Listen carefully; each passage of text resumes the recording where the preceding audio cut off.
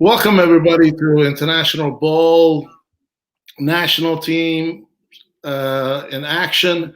Today, I have the great privilege to host Coach Will Voigt, a longtime friend who has pretty much coached all over the world, from all the way from NBA G League and making stops in Europe, Asia, and national teams of Nigeria and Angola, coached in the World Cup in China. So, Coach, welcome. How are you? I'm good, Tom. Thanks for having me. Great. So last we talked, you mentioned that you were, you were coaching the Angola national team, and obviously COVID-19 just changed the world. And what have you been up to lately? Yeah, I guess like everybody else, just kind of hunkered down here at home for the most part. So our federation sent a local pro team to represent us in this last window, and they went, 2-1, which was great. We're fortunate that we probably have one of the strongest professional leagues in Africa. So, about half of our national team guys are playing there. So yeah, just waiting for things to get better around the world, and hopefully I'll be able to get back out there and start blowing a whistle again. Yes, indeed. What was some of the games you watched with the AfroBasket that were you thought that was interesting since you were last? Yeah, I was sad to not be there. Especially because Rwanda was hosting. So the president of Rwanda has taken a real interest in basketball. He's got sons who play the game. They've recently built a beautiful stadium there, which is where they hosted the games.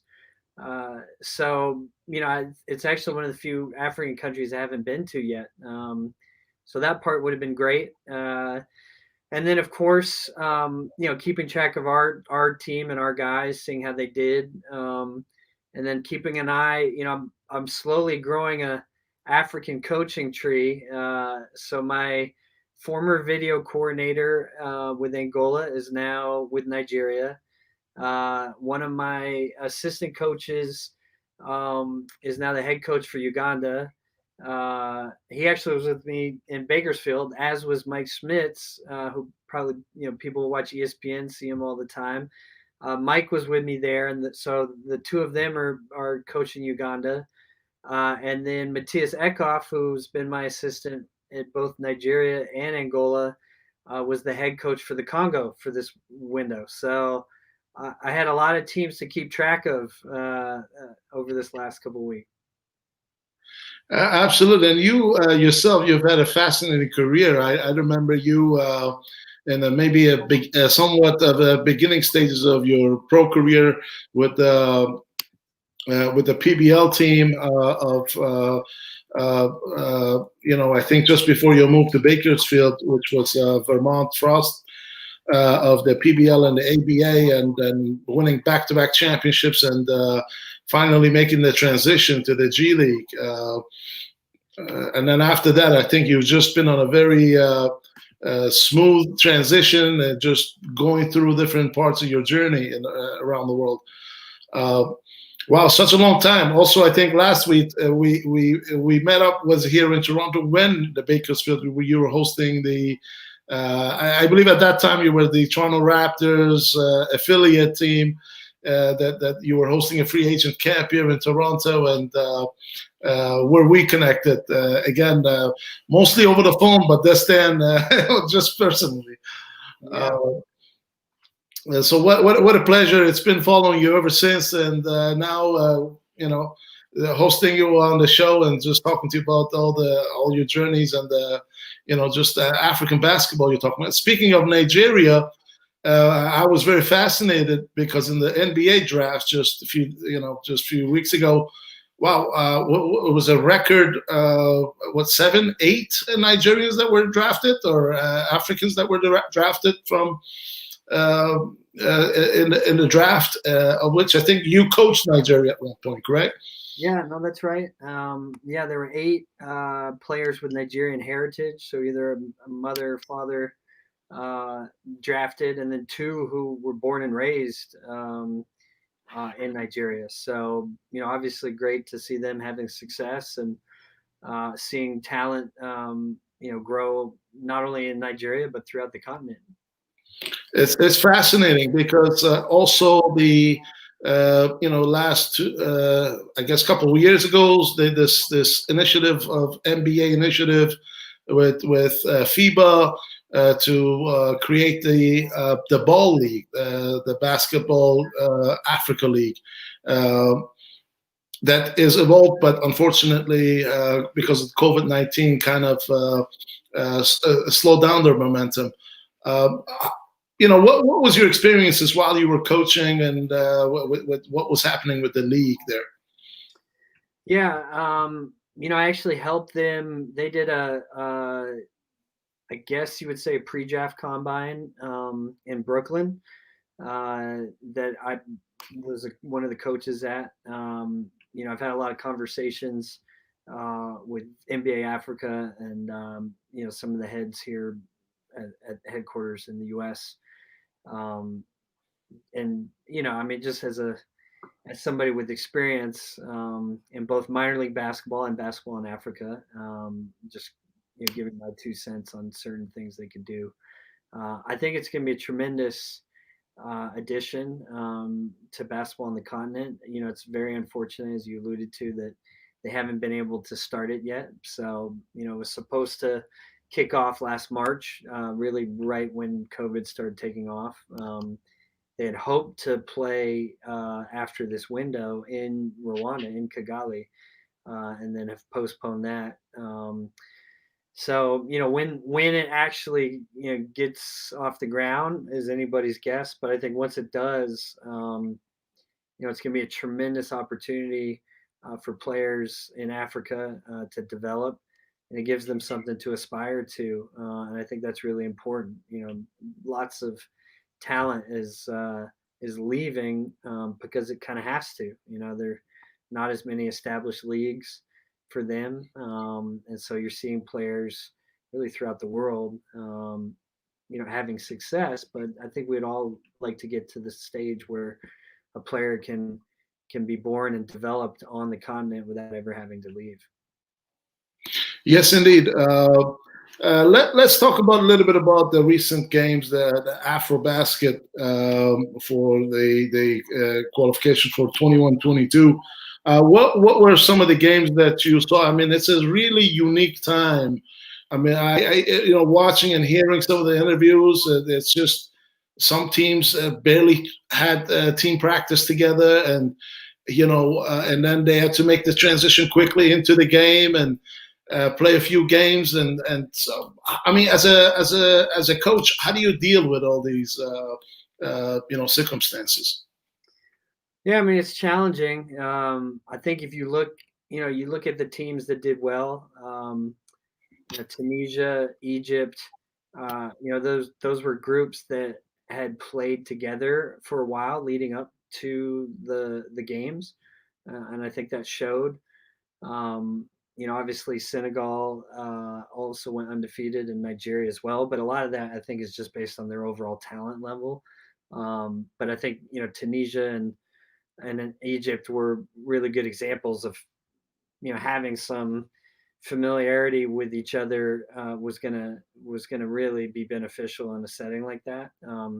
You look at us. I mean, we sent a local pro team, and part of the reasoning behind it for the federation was that that was the only team that had been practicing consistently in Angola. So even the other pro teams, because of COVID, had a lot of them haven't even been participating. So I think it was a challenging bubble for everyone. I'm happy we were able to get 2 wins out of it, and hopefully maybe February be a little bit different. Hopefully so. moving forward in terms of the success Africa has had, if you were to say in terms of a style of basketball, I think when you look at different continents and they adopt a certain uh, style or philosophy of basketball they're accustomed to coaching. How would you define that this continent as to other continents you've coached in? I mean, it's interesting. The style of plays I think are more reflected with the regions on the continent. So the North African teams tend to play more similarly to European teams, um, and I think a lot of that's just because of the players they have. So, not as quick and as athletic as some of the other areas. Angola, we're kind of a mix, right? We've got a little more athleticism, but not the size of a Senegal or a Nigeria. And then you look at, Cameroon, Congo, Nigeria, Senegal, huge, long athletes. And, I think their style reflects there. So for me, that's been one of the most enjoyable things about coaching in Africa is seeing those differences and seeing how those differences are reflected in the cultures of those countries as a whole. Fascinating. Uh, uh, Tunisia, being the country that previously won the Afro Cup and now was defending it in Rwanda. Also recently signed a German coach, very world-renowned coach Dirk Baumann, and he was talking about how this team is aging and also how he was able to adapt and adjust to this new circumstances to be able to produce results. And North Africa are generally, I think, also accustomed to, like you said, bringing a lot of the European coaches to adapt and adjust, perhaps of just the way the foundation has been established, or the by preference of the coaching style. How does this relate in terms of international play, which when you coached in world championships in China, and how these styles uh, better suit for that level of competition? Yeah, I mean, it's interesting, and we talk about that with Angola.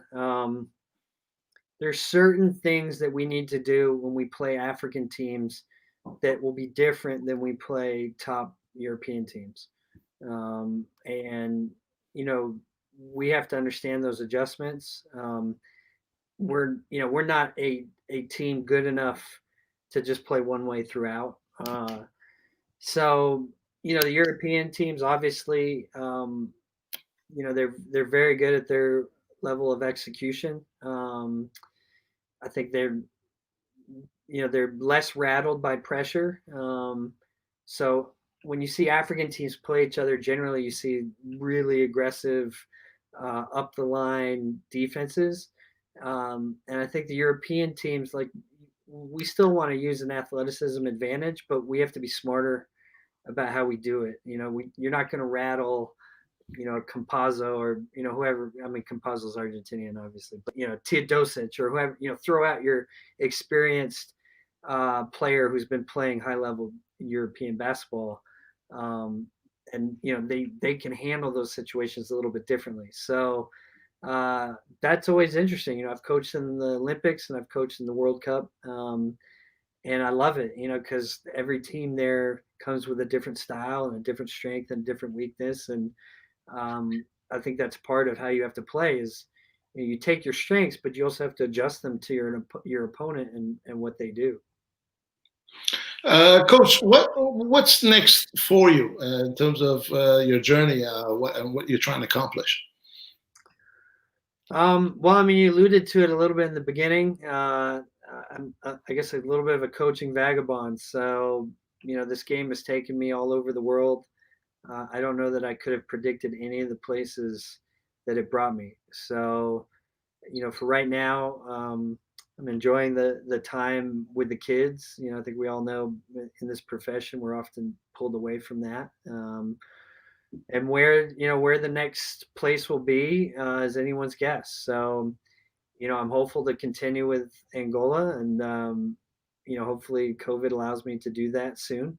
And likewise with any other coaching opportunity, I'm sure it'll be contingent on what the world looks like in terms of this pandemic.